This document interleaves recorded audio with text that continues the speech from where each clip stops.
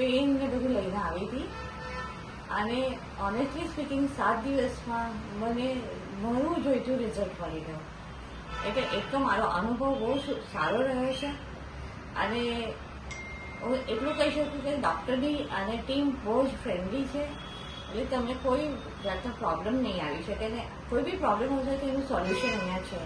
I think મને 7 દિવસમાં જોઈતું રિઝલ્ટ મળી ગયું છે એટલે હું બહુ જ ખુશ છું આ રિઝલ્ટ પર. Happy for this and really thank doctor and the team for all this efforts they have made to make my life very smooth. Thank you doctor and the team. Yes Rupalben, થોડી તમારી તકલીફો વિશે કહેશો કે કઈ કઈ તકલીફો તમને વધારે હેરાન કરી? એકચ્યુઅલી મને તો એવું લાગતું હતું કે બહુ સ્ટ્રેસમાં હતી, પ્લસ મને શરદીનો બી બહુ મોટો ગેરફાયદો હતો અને શરદીનું કોઈ સોલ્યુશન મને બહુ બધી દવા લેવાથી બી નહોતું મળ્યું. મને કોઈએ ડૉક્ટરનું નામ રિકમેન્ડ કર્યું એટલે એકચ્યુઅલી હું એક સાંજે અહીંયા એમને મળવા આવી અને બીજે દિવસથી મારી ટ્રીટમેન્ટ ચાલુ કરી.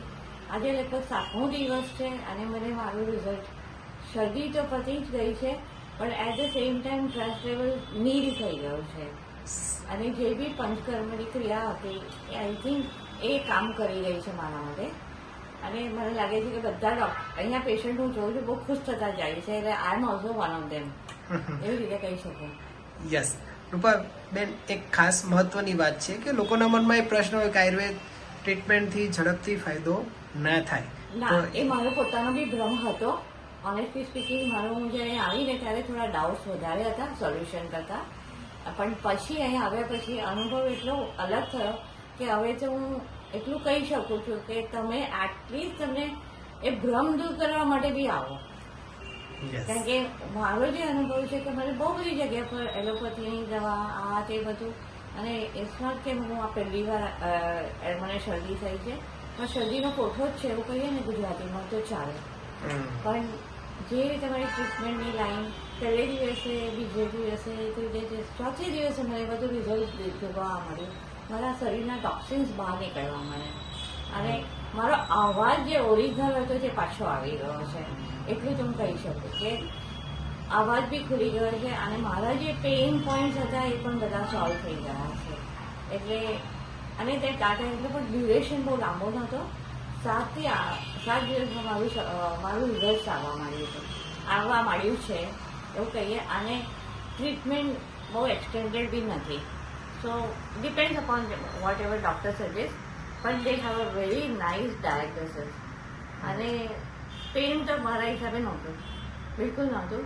ઇનફેક્ટ ધીરે ધીરે પેઇન રિલીઝ થવા માંડ્યું છે. એ મારો જાત અનુભવ છે.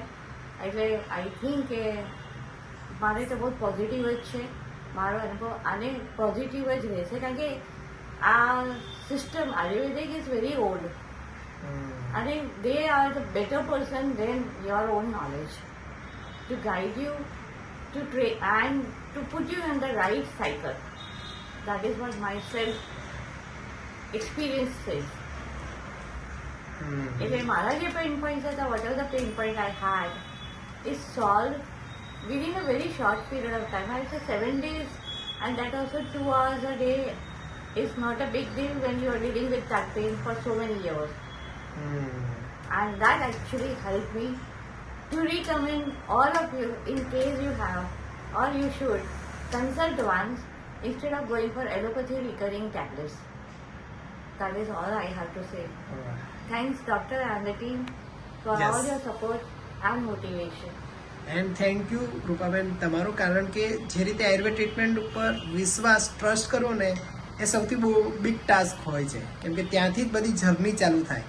અને જે પંચકર્મ ટ્રીટમેન્ટ છે આખા બોડીનું કાયાકલ્પ કરી નાખે, આખા બોડીનું રિજ્યુનેટ કરી નાખે, શરીરને અંદરથી ડિટોક્સિફાઈડની સાથે સાથે નરીશ પણ કરે.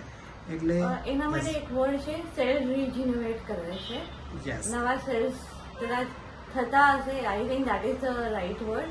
એટલે તમારા બોડીની પ્રક્રિયા જે છે ટોક્સિન સાથે ડેડ સેલ્સ બી કાઢી નાખે છે અને નવા હેલ્ધી સેલ્સ આવતા હોય એવું લાગે છે. ઇનફેક્ટ મેં મારા વાળમાં બી બહુ ચેન્જ જોયો છે. નોટ ઓનલી શરદી પણ ટોપ ટુ બોટમ, લાઈક વાળથી પગના તળિયા સુધી મેં ઘણા બધા ચેન્જીસ જોયા છે મારા પોતાનામાં. વાળ તો સારા થયા છે, કારણ કે શરદી હશે એટલે વોટ એવર એ ધીરે ઓછું થયું, એટલે વાળની ક્વોલિટીમાં બી ફરક આવ્યો. અને પંચકર્મમાં જે બધી ક્રિયાઓ કરી છે એ બહુ જ સમજદારીપૂર્વક કરવામાં આવી છે. એટલે એમાં સૌથી મોટું ઇમ્પોર્ટન્સ એ જ હોય છે કે એક્યુરેટ ડાયગ્નોસિસ અને accurate pin point selection of the treatment. કેમ કે પંચકર્મમાં પણ ઘણી બધી પ્રોસિજર હોય, દરેકને બધી પ્રોસિજર જરૂર ના પણ પડે, પણ જે પણ ટ્રીટમેન્ટ નક્કી કરવામાં આવે એઝ પર ડાયગ્નોસિસ જો પરફેક્ટ વેમાં થાય તો પેશન્ટને એટલું ઇનફ અને એનાથી બહુ જ પરફેક્ટ વેમાં બહુ જ સરસ રીતે રિઝલ્ટ મળતા હોય છે. હું આ બાબત માટે પૂરી સંમત થઉં છું, એમાં કોઈ સવાલ જ નથી, કારણ કે બધાનું ડાયગ્નોસિસ અલગ હશે. તમને એવું લાગે કે એક જ લાઈન ઓફ ટ્રીટમેન્ટ છે, ના, એ ડાયગ્નોસિસ પ્રમાણે બધું આઈ થિંક કે પંચકર્મમાં બી ચેન્જીસ લાવતા હશે ડૉક્ટર સાહેબ. અને એના લીધે જે રિઝલ્ટ આવે છે એ તમારા બોડી માટે એક્યુરેટ હોય છે. હવે તમારા પર્સનાલિટી એટલે તમારા જે નિદાન છે એના પ્રમાણે બધું બરાબર હોય છે. એ જ રીતે મારા જેવું સેમ ટ્રીટમેન્ટ બીજાને નહીં મળે, કારણ કે મારું ડાયગ્નોસિસ અલગ છે, બીજાનું ડાયગ્નોસિસ, પણ અમને બંનેને રિઝલ્ટ સારું મળશે એવું તો હું કહી શકું છું, કારણ કે બધાનું સેમ નહીં હોય. Diagnosis will be accurate and the result line of treatment will be different for all the patients, but end result will be good for all of them. Thank you Rupaben. Thanks, Dr. સાહેબ. Actually મારે તમને thanks કહેવા જોઈએ, કારણ કે મેં બહુ જ આ બધા વસ્તુનું એ કર્યું હતું, પણ સોલ્યુશન મને અહીંયા જ આવ્યું છે.